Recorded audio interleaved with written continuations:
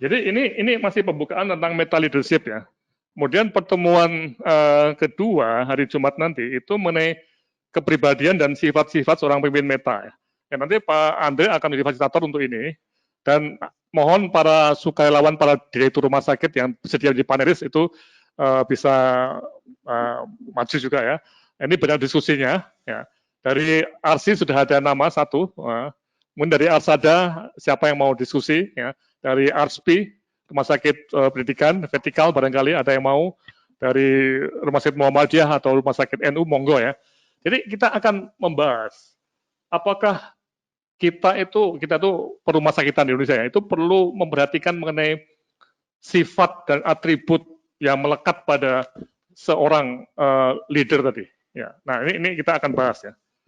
Oke, kemudian minggu depannya ya kembali ke wordnya, kita akan masuk pada hal-hal yang terkait dengan pembahasan dimensi situasi ya nih.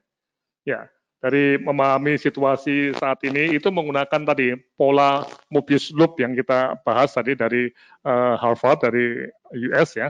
Nah, ini coba kita lihat dan apakah tadi seperti Bulia katakan ya, kita sesuaikan dengan konteks masing-masing ya. Ketika kita orientasi kita itu ada di Papua dengan di Jakarta itu tentunya beda sekali ya situasinya ya. Nah, ini yang menarik sekali lagi bahwa hal-hal seperti ini itu bisa kita pelajari dan nanti Pak Hans juga bisa kalau punya waktu Pak Hans ya, karena Pak juga sibuk menangani COVID yang di Surabaya yang sedang naik nih ya. Nah ini nanti kita akan coba cermati mulai dari memahami sampai bikin keputusan. Nah apakah RBA kita akan kita ubah, apakah rencana bisnis kita juga akan kita ubah. Nah ini pertanyaan-pertanyaan dasar yang nanti kita akan lihat dan nanti akan detail mengenai apa yang terkait dengan planning mengenai perencanaan mengenai bisnis continuity itu bisa kita lakukan detail ya sampai ke instalasi-instalasi. Jadi kita tidak hanya bicara mengenai sebuah rumah sakit, tapi bicara mengenai leadership juga di instalasi. Yang tadi Bu Mulat itu menyatakan ini regenerasi ya. Nah, kepala instalasi dia juga harus bisa melihat situasi yang terjadi tadi antara masa pra-COVID, pandemi COVID dan juga pasca pandemik itu harus ditangani. Kemudian pertemuan ke-6 kita menganalisis dimensi mengenai konektivitas ya dalam masa pandemik dan tentunya pasca pandemik ya. Nah, ini juga kami berharap bisa melibatkan para direktur rumah sakit yang tertarik untuk mengembangkan meta leadership ini.